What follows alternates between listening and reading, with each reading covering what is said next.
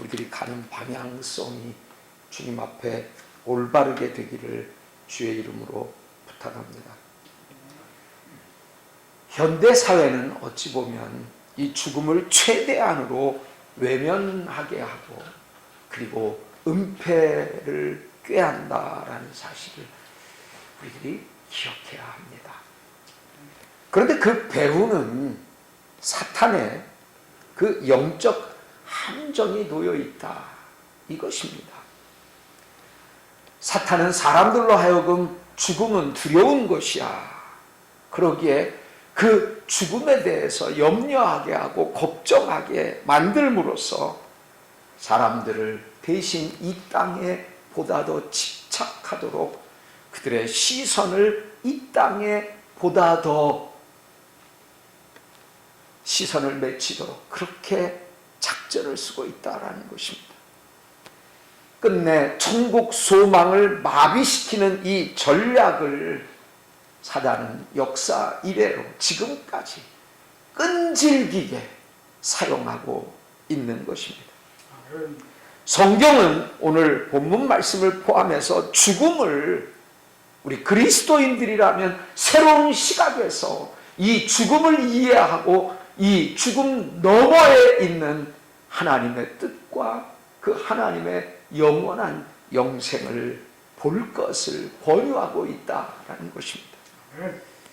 저는 바라기는 이 죽음을 우리들이 온전히 제대로 이해해서 우리의 영원한 본향인 천국에 이르게 되시기를 주의 이름으로 부탁합니다. 무엇보다도 죽음은 인생의 끝을 보게 하는 지혜를 우리들에게 주십니다.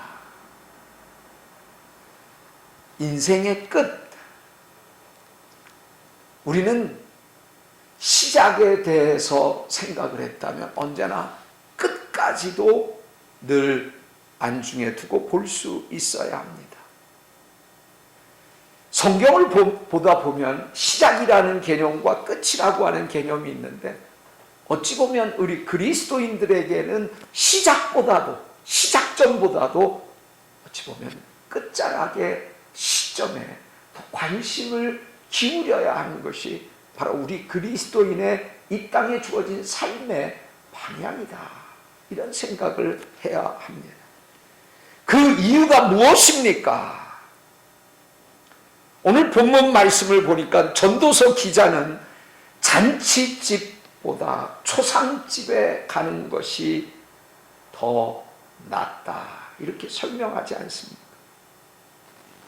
그런데 그 이유에 대해서 우리들로 하여금 곰곰이 생각하게 해 줍니다. 왜 그렇습니까?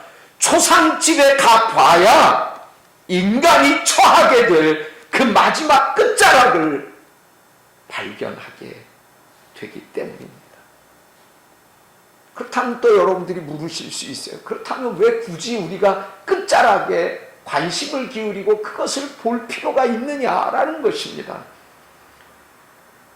끝자락을 봐야 인생이 얼마나 한계가 있고 유한한 존재인가를 우리들은 그때서 비로소 깨달을 수 있게 되는 것이기 때문입니다. 이 끝이라고 하는 말의 히브리어가 소프라고 하는 말입니다. 소프. 이 소프라는 말의 진정한 의미는 종착역이라고 하는 뜻이기도 하고 최종적인 결론, 이것을 소프라고 합니다. 이게 바로 끝이라는 것입니다. 최종적인 결말을 우리들이 회자한다라는 면에서 사실 그 끝은 죽음을 의미하는 것입니다. 그런데 그 죽음은 그 누구도 이 세상에 존재하는 자들이라면 그 죽음을 피해갈 자는 아무도 없다라고 하는 것이 진리입니다. 창세기 3장 19절은 말씀합니다. 인간이 타락하고 난 후에 하나님께로부터 받은 심판의 내용이 무엇입니까? 너는 흙이니 흙으로 돌아갈 것이라. 흙으로 돌아간다라는 게 뭐예요? 장례식이 끝나고 그리고 장지에서 묘지에 묻건 화장을 하건 그 인생은 바로 제 한 줌에 불과한 존재가 되는 거예요. 그 죄가 무엇입니까? 흙 아닙니까? 흙으로 가는 게 인생이다, 이렇게 말을 하는 것입니다.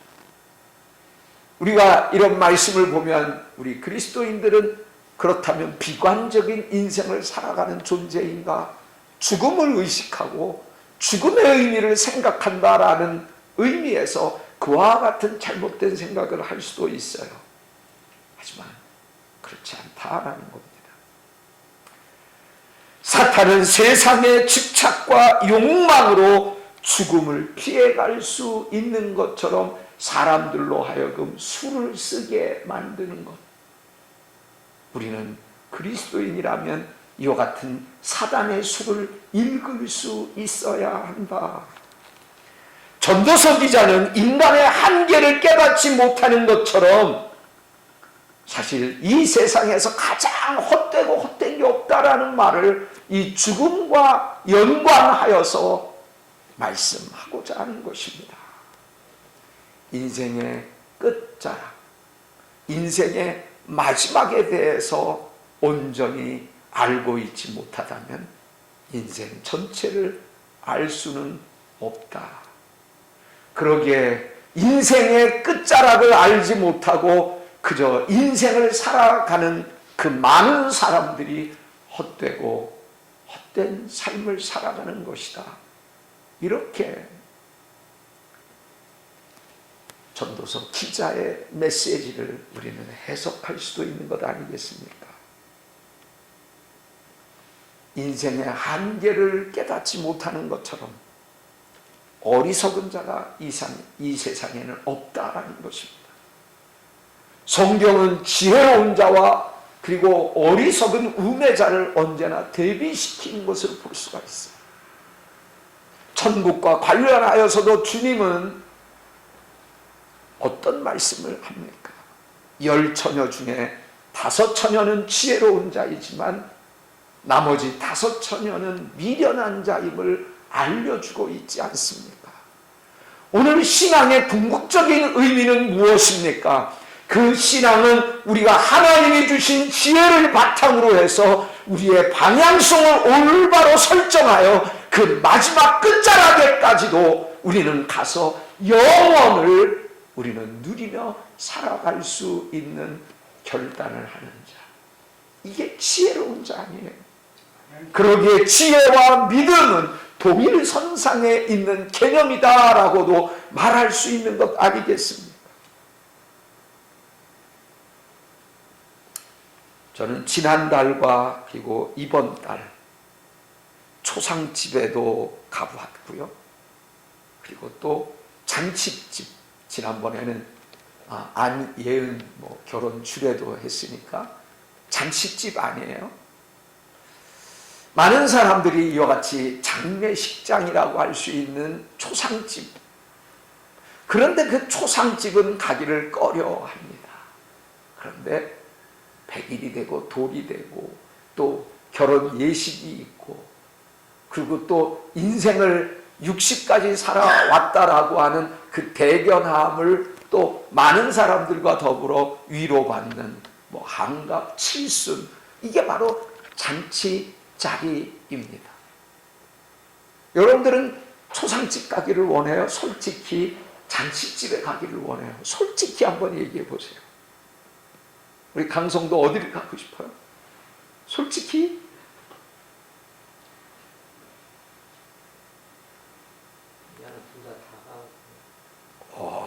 둘 다 가고 싶대요. 거의 온전한 신앙을 가지고 있는 사람이 표현할 수 있는 말일 것 같아요. 사실 잔치집은요, 하나님께서 인간에게 일반적인 은총으로 주신 그 기쁨과 즐거움을 누릴 수 있는 자리가 아닐까요? 우리가 그거 부인할 수가 없어요. 우리는 이러한 기쁨과 즐거움을 맛볼 수 있도록 허락하신 하나님께 오히려 감사를 드릴 수 있어야 합니다. 그러나 이러한 기쁨과 즐거움은 잠시 찰나일 뿐이라고 하는 것이 이 세상이 주는 기쁨, 즐거움의 한계점이다라고 하는 거예요. 심지어 이런 분위기 속에 우리들이 즐거움과 기쁨이라고 하는 이 잔치집의 분위기에 묻혀 있다 보면은 자칫 우리는 삶의 목적을 잃어버린 채 이 땅에서 살아가는 이유, 그것을 잃어버리는 수들이 있다라고 하는 것입니다. 왜 전도서 기자가 그와 같은 말을 했겠느냐라는 거예요. 잔치집에 가는 거 좋은 일이죠. 그들을 위로해주고 격려해주고 그 즐거움과 기쁨을 나누는 것이 왜 잘못된 일이겠습니까? 그런데 자칫 우리들은 어리석기도 하지만 연약한 존재이기에 그런 분위기에 한없이 젖어들기를 원하다가 그저 이 땅에 미련을 두고 살아가는 그런 경우의 수가 생길 수 있다라고 하는 것입니다. 반면 초상집은 어떻습니까? 겉으로 보았을 때는 정말 가기가 꺼려집니다. 근데 그 이유를 생각해 보면 고인을 잃은 그 유가족들의 슬픔과 상실감, 그리고 탄식, 공간 전체를 짓누르는 그 무거운 공기를 우리가 느끼게 되지 않습니까? 그러나 그 겉으로 보이는 이면의 상황도 우리는 이해할 수 있어야 합니다. 초상집은 우리도 역시 불온 장래에 이 세상을 떠나는 존재에 불과하다. 이것을 우리에게 가르쳐 주는 거예요. 어떻게 하면, 그렇다면 이 주어진 짧은 세상을 살아가면서 낭비하지 아니하고 매 순간순간 하나님 앞에서 가치 있는 삶을 살아갈 수 있을까? 이것을 고민하게 한다라는 거예요. 다음입니다. 죽음은 성도에게 주님 품으로 돌아가게 하는 하나의 복된 관문이다라는 것을 알아야 합니다. 오늘 본문 말씀 고린도후서 5장 8절에 보니까 우리가 담대하여 원하는 바는 차라리 몸을 떠나 주와 함께 있는 그것이다. 이렇게 사도 바울이 고백하고 있지 않습니까? 바울은 여기에서 마치 죽음을 한 곳에서 다른 곳으로 이주하는 것 같은 느낌을 우리들에게 보여주고 있다라는 거예요. 바로 그 한 곳이다라고 하는 것은 몸 안에, 몸에 붙어서 살아가는 곳에서 몸을 떠나서 살아가는 곳으로 이주한다, 이런 의미 아닙니까? 그러니까 몸 안의 삶과 몸 밖의 삶의 두 가지의 의미를 상정하고 바울은 바로 이 말씀을 기록하고 있다라고 하는 것입니다.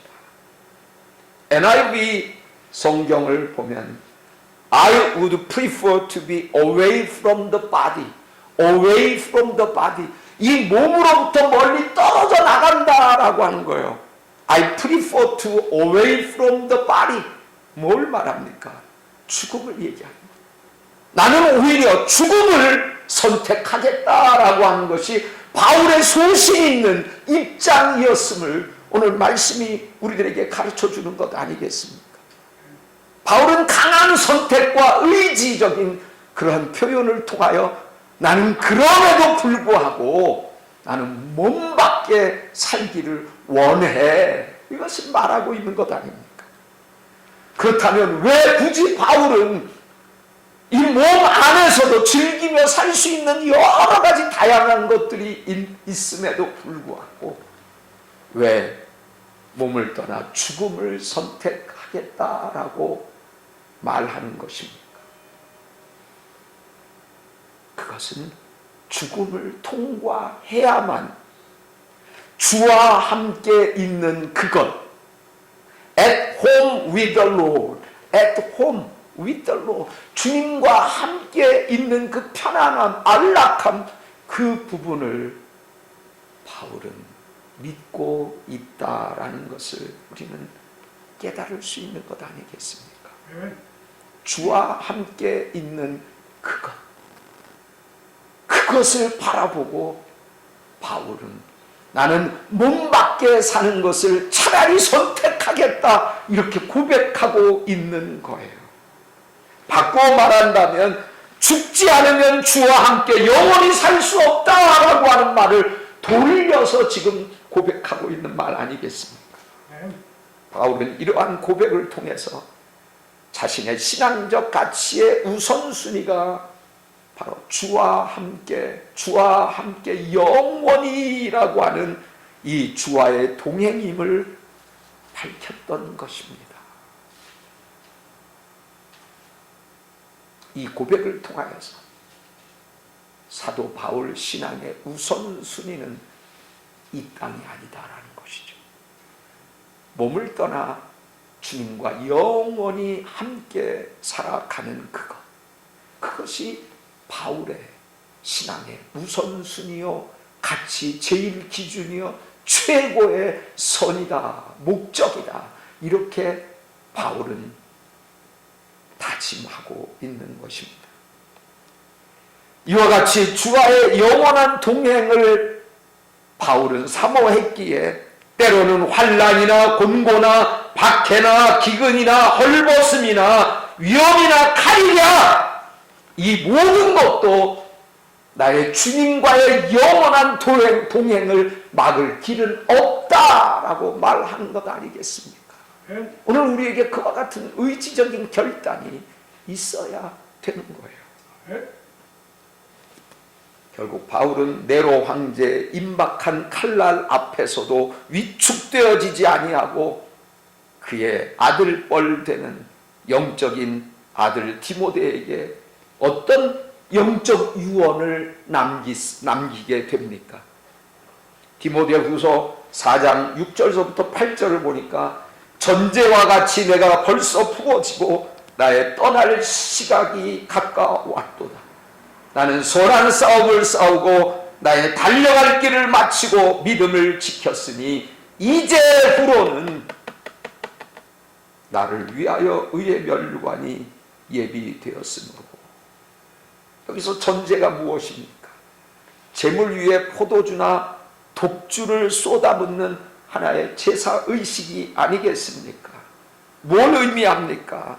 자신의 생명이 제단 위에 부어지는 포도주처럼 지금 쏟아 부어지고 있다라는 것을 의식하고 있는 거예요.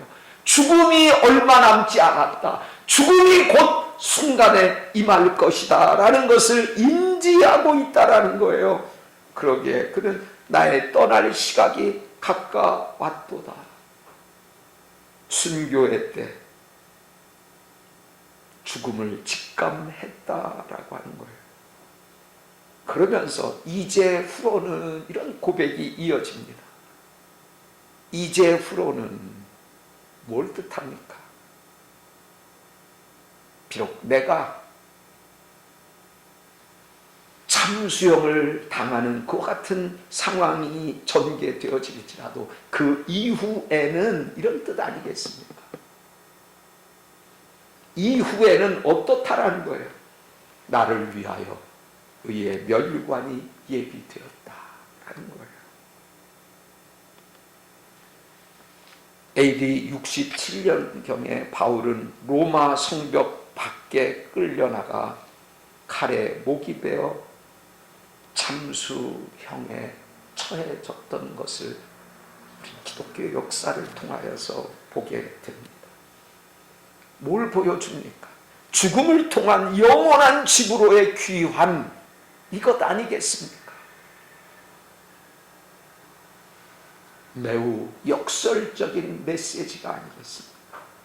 우리가 다 혐오하고 싫어하고 깨름직하게 여기는 이 죽음을 넘어갔더니 영원한 집으로 귀환한 그 즐거움과 기쁨을 누리게 되어진다라고 하는 이 신비한 비밀, 이 신비한 비밀을 바울은 이미 깨우쳤다라는 거예요. 예수 그리스도의 십자가와 부활을 통한 성도의 죽음은 단순히 소멸이 아닙니다.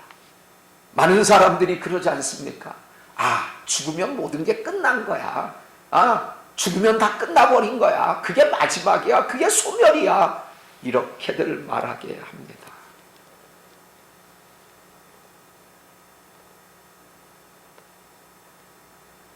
여러분들은 그렇게 생각하지 않으시죠? 육신의 장막을 벗고 주님의 완전한 품으로 이사하는 복된 사건, 이게 바로 죽음이라는 거예요. 아멘이십니까? 그리스도 안에서 죽음의 권세는 이미 그리스도의 부활로 무장해제되어지고 그래서 무력화되어진 것을 여러분들 믿으십니까? 이건 너무 고백이 약해. 이럴 때는 여러분들 크게 외쳐도 상관없어요. 아멘. 그런 믿음 가지고 우리 어떻게 이 세상을 이겨나갈지요? 우리 다시 한번 고백해 볼까요? 여러분들 그리스도의 십자가 그 죽으심으로 인하여 그 부활로 사탄의 그 공략은 무력화된 것을 믿으십니까? 아멘. 우리는 어떤 존재입니까? 우리는 누구입니까? 죽음을 넘어서는, 그래서 하늘의 평강과 그 영원한 안식을 누릴 자라는 사실을 다시 한번 마음속에 각인하는 계기가 되시기를 주님의 이름으로 축복합니다. 그러나 이 모든 사람에게 이 죽음이 다 복된 것이냐? 그렇지 않다라는 거예요. 히브리서 9장 27절은 말합니다. 한 번 죽는 것은 사람에게 정한 이치요, 정해진 것이요, 그 후에는 심판이 있으리니 Just as man is destined to die once, after that to face judgment. Face judgment. 심판을 face, 마주할 수밖에 없다. 뭐 이런 말 아니에요. 이 말의 의미를 잘 새겨봐야 합니다. 우리가 예수 그리스도를 믿고 십자가의 그 구속의 은혜를 받아들이면서 우리에게 죽음은 영광스러운 상급으로 우리에게 다가오는 거예요. 하지만 이러한 하나님의 놀라운 은혜에 귀한 제안을 거절하는 사람들에게는 영원한 형벌이 피해질 수 없게 된다라고 하는 엄연한 사실입니다. 바로 이 사실 때문에 우리는 영혼들을 향하여 긴박한 선교적인 사명을 가지고 나아가야 한다라는 이유가 거기에 있는 거예요. 저와 여러분들은 이 부분을 점검해 봐야 돼요. 그저 천국 가는 것이 그렇게 쉽고 예수 믿고 입술로 표현만 하면은 천국 다 따놓은 당상이 되는 거야. 이게 천국입니까? 아니에요. 대가를 지불하는 요소들이 많이 있습니다. 내가 꺼림직할지라도 주님이 원하신다면 내가 그 길을 묵묵히 걸어갈 수 있는 용기와 헌신이 오늘 우리에게 있나요? 오늘 하나님이 우리에게 주시는 이 은혜가 값싸고 싸구려 은혜가 되는 전락되어지는 이 시대를 목도하고 있지 않습니까? 많은 목회자들이 싼 구원의 은혜를 헐값으로 매매하는 것 같은 느낌이 들어올 때가 없습니까? 그렇게 헐값으로 구매할 수 있는 것만이 아니에요. 너무나도 귀한 것입니다.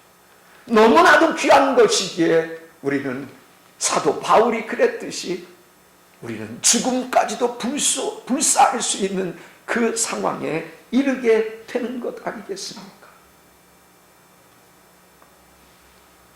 우리는 바로 주님의 그 은혜의 초청을 거절하는 사람들을 쫓아가서라도 어찌하든지 생명을 구하는 일에 우리들이 최선을 다해야겠습니다. 아멘. 그렇다면 죽음 너머를 바라보며 오늘을 살아가는 우리의 삶은 과연 어떠해야 하겠습니까? 오늘 우리는 구약의 전도서 7장 2절과 신약의 고린도 후서 5장 8절을 살펴보았습니다. 여러분은 죽음 이후에 영광스러운 주님과의 이 연합된 소망을 바라보고 계십니까? 아멘. 그렇다면 어떠한 환난이나 육체적 질고 앞에서도 성령의 도우심으로 낙심치 않고 우리는 영적 담대함을 가지고 끝까지 go straight ahead, 우리는 똑바로 전진해 나가야 할 줄로 믿습니다. 아멘. 저의 장모님이 의사로부터 대장암 말기와 그리고 간 전이 선고를 내렸습니다. 그래서 병원에서는 더 이상 뭐 해줄 수도 있는 것도 없기 때문에 빨리 태어나라고 그래가지고 그냥 저희 집에 모셨고 벌써 3주가 지나가고 있습니다. 어머님을 가까이 모시면서 물론 이전에도 한 세대 있을 때도 모셨고 또 그 후에도 또 모시고 그랬지만 하나님께서는 제가 목사 안수 받을 때인 1991년을 저로 하여금 기억나게 하셨습니다. 그때 저와 아내는 결혼한 지 얼마 안 됐고 그리고 결혼한 지 얼마 안 돼 이제 목사 안수식이 바로 코앞에 이제 다가올 그 즈음에 우리는 장모님의 구원을 놓고 기도했어요. 왜? 우리 집사람의 처가 쪽은 예수의 예자도 모르는 그런 사람들이 전부였으니까. 한 5, 6개월 정도 목사 안수식이 남았을 때 저와 아내가 같이 손을 마주 잡고 기도하면서 우리 이번에 목사 안수 받을 때 우리 어머니 예수 믿는 기적 같은 역사가 있도록 우리 그렇게 기도 한번 해보자. 그렇게 기도를 그냥 했어요. 예, 그렇게 기도를 계속 했어요. 전혀 우리 어머니는 내가 알지만 아주 단호하신 분이야. 안 믿는다면 안 믿는 사람이야. 전혀 믿을 기색이 없으셨던 그 장모님이 교통사고가 난 거야. 교통사고가.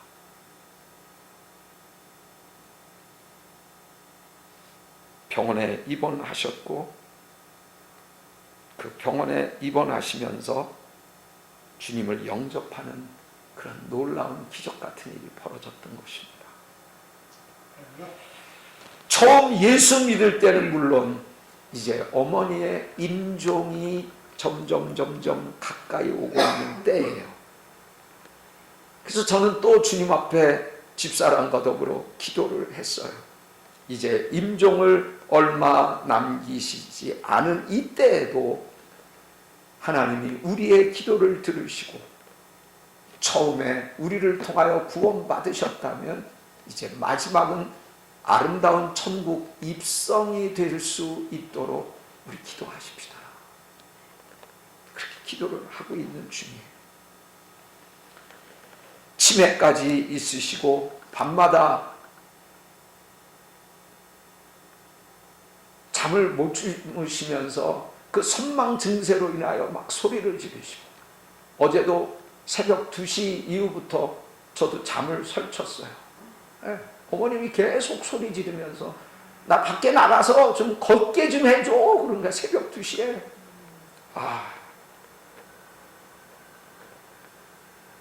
어머니를 수발하는 직접적인 일은 제가 하지는 않지만 특별히 아내에게 이 강건한 은혜가 있기를 중보 바랍니다. 하지만 저는 매일 밤 어머니가 이제 주무실 시간에 어머니 그 방에 들어가서 어머니를 붙잡고 기도할 때마다 이 죽음의 의미를 새삼스럽게 또 느끼고 또 느끼게 되는 거예요. 아까도 말씀드렸지만 죽음은 그저 우리와는 상관이 없는 개념의 것이 아니라는 거예요. 그저 멀리만 있는 사건이 아니라는 거예요. 그게 더 느껴지는 거예요. 나 역시도 반드시 이제 시간이 오면 모든 것을 내려놓고 끝자락에서 주님을 향하여 가야 할 때다라는 게 바로 죽음이라는 거예요.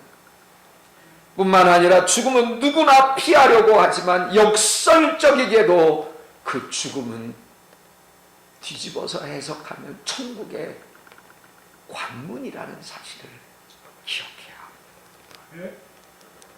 우리는 죽음을 아름답게 맞이해야 할 그리스도인으로서의 사명이 있어요. 오늘 과거 추억을 많이 이렇게 끄집어 대는데 제가 초등학교 6학년 때 저희 할머님이 82살에 소천을 하셨어요. 우리 할머니는 우리 할아버지를 아주 젊으셨던 나이에 잃으셨어요. 그러니까 과부로 사신 적이 많이 있으셨죠. 오랜 기간이었죠.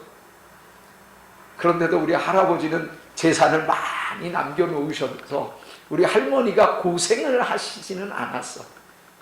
그런데 그 할머니는 매년마다 기일이 되면 할아버지 그 초상 그걸 딱 갖다 놓고 그리고 아버지 형제 이렇게 해서 언제나 제사를 드리는 일을 빼놓지 않으셨는데 예수 믿고 나자마자 개념이 마음속에 딱 와 들어 박히면서 손수 할아버지의 그 그림을 불러 태우셨어요. 그러면서 할머니가 늘 이제 기도하시는 제목이 뭐였냐면 나는 늘 잠자다가 주님을 만나 천국에 가기를 소망한다. 이걸 아주 입버릇처럼 늘 말씀하셨어요. 입버릇처럼. 근데 입버릇처럼 그렇게 말씀하셨는데 우리 할머님이 정말 입버릇처럼 주무시면서 가셨어요. 아침에 마당을 그 쌀이 그 저거로 이렇게 막 쓰시고 아이고 오늘 컨디션이 좀 안 좋네. 아유 좀 드러누워 있어야 되겠네. 그리고 드러누워 계시면서 잠을 주무신 거예요. 근데 우리 형님이 대학생이었는데 이제 학교를 가려고 하는데 할머님이 거기 옷장에 옷을 꺼내야 할 거기에 이렇게 하고 계시니까 할머니 나 학교 가야 돼 하고 이렇게 문을 열려고 그러는데 할머님이 턱 이렇게 갱게 뚝 떨어지고 그렇게 해서 돌아가셨어요. 전 그래서 우리 그리스도인들은 다 그렇게 죽음을 맞이하는가 보다. 난 그렇게 생각했어요. 어렸을 때서부터. 근데 우리 아버지도 돌아가실 때도 곡기 끊으시고 그 한 달여 동안은 참 어렵고 힘들게 고통이 있더라고요. 근데 우리 어머니도 그러셨던 것 같아. 그러면서 요즘 할머니가 더 마음에 와닿는 거예요. 할머니 돌아가신 그 임종의 축복이 저에게도 우리 형제 모두에게도 임하게 하옵소서. 이렇게 기도를 하고 있어요. 그건 단지 잘 죽는다 그 개념을 떠나서 나의 개인적인 소망인 거죠. 또 우리의 가족 가운데 우리 할머님이 그런 죽음을 맞이하셨기 때문에 가능성이 또 있는 것 아니겠어요. 그래서 저는 그 죽음에 대해서 이제 의식을 새롭게 해야 할 시점이 아닌가. 지금의 시대가 바로 그런 때를 우리로 상기시켜주는 때다라는 거예요. 말씀을 맺고자 합니다. 우리는 사탄이 파놓은 죽음의 두려움에서 좀 자유해야 할 것 같아요. 죽음을 통해 주님과 함께할 그 영광의 순간을 우리는 늘 바라볼 수 있어야 하겠습니다. 아멘. 죽음을 통하여 우리의 혈기와 그리고 이 땅에 대한 미련과 집착 내려놓고 우리의 한계점이 무엇인가 또 생각하는 지혜가 우리에게 더없이 필요할 때다 생각을 합니다. 무엇보다 주님 부르시는 그날까지 저와 여러분들 우리가 땅끝까지 복음을 전하는 이 사명자로 우리가 굳게 설 수 있게 되기를 주님의 이름으로 축원합니다. 아멘. 기도합니다.